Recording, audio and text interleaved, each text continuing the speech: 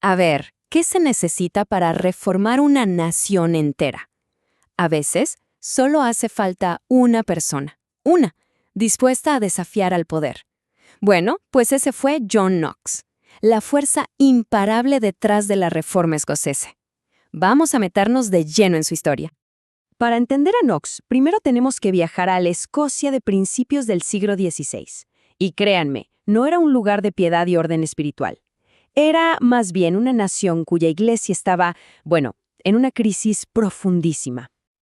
Para darnos una idea de la magnitud del problema, solo hay que ver a sus líderes. El cardenal David Beaton, que predicaba el celibato, tuvo al menos 14 hijos ilegítimos.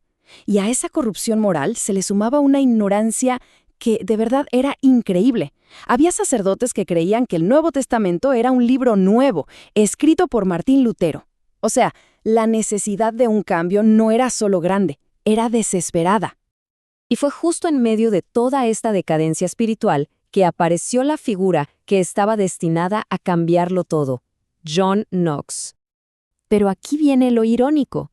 El hombre que se convertiría en la voz más potente de la reforma escocesa, en realidad no quería el trabajo. Su carrera como ministro, de hecho, empezó con una resistencia enorme. Antes de ser un gran reformador, Knox era sacerdote, notario y tutor. Llevaba una vida, relativamente tranquila, hasta que, en 1547, se unió a un grupo de reformadores en el castillo de St. Andrews, y ahí su vida cambió para siempre. Él no andaba buscando el liderazgo, para nada. Digamos que el liderazgo lo encontró a él. De hecho, tuvieron que prácticamente forzarlo para que aceptara el llamado a ser ministro. Al principio se negó rotundamente, estaba abrumado por la responsabilidad.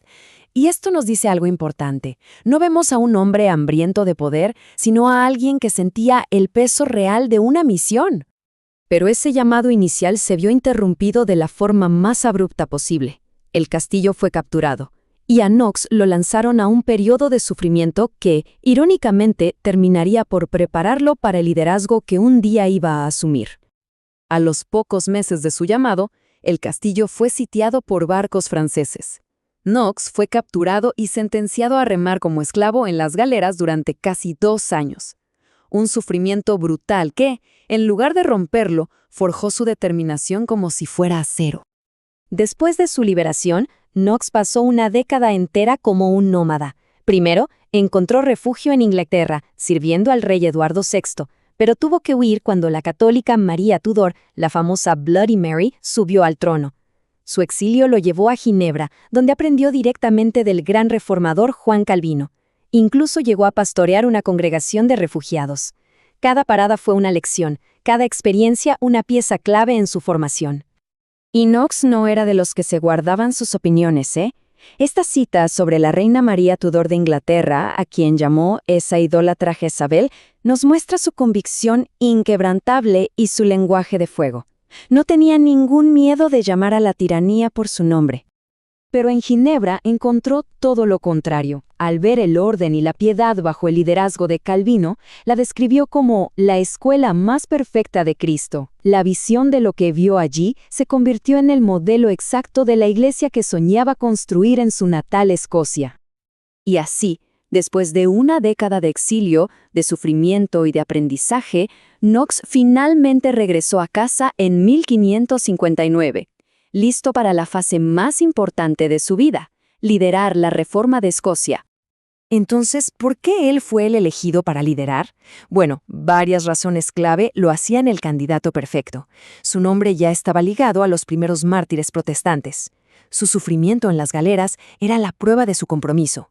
Su experiencia en Inglaterra y Ginebra le dio una visión estratégica única. Y sobre todo, su profundo sentido de un llamado divino le dio un coraje que lo hacía imparable. Knox exigía responsabilidad. En una carta a sus compatriotas, les advirtió que no podían simplemente culpar a sus líderes corruptos. Les recordó que cada persona tendría que responder ante Dios por sus propias acciones. Era un llamado radical a la responsabilidad personal y espiritual. Knox dedicó los siguientes 13 años de su vida a reformar la Iglesia de Escocia, conocida como la Kirk. Ahora avancemos hasta el final de su vida, a un momento que nos revela el verdadero fundamento de su fe inquebrantable. En su lecho de muerte, Knox no pidió riquezas ni poder, pidió la palabra de Dios. Primero, 1 Corintios 15, el gran capítulo sobre la resurrección, y luego, su petición final. Lee donde eché mi primera ancla. Su esposa entendió perfectamente y leyó Juan 17, la oración de Jesús por sus discípulos. Ahí, justo ahí, es donde residía toda su confianza.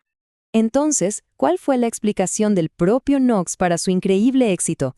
Él no se lo atribuyó a su elocuencia, ni a su experiencia o valentía. No, su respuesta fue mucho más simple y humilde. Dios dio su Espíritu Santo a hombres sencillos en gran abundancia. Esa fue, para él, la única y verdadera clave. Y esto nos deja con una pregunta final para reflexionar. La vida de Knox, que pasó de ser un esclavo de galera a reformador de toda una nación, nos obliga a cuestionar nuestras ideas sobre el poder. ¿Viene de la posición y de la fuerza, o de una convicción profunda y un llamado que trasciende al individuo? En fin, ¿cuál es la verdadera fuente de la influencia de una persona?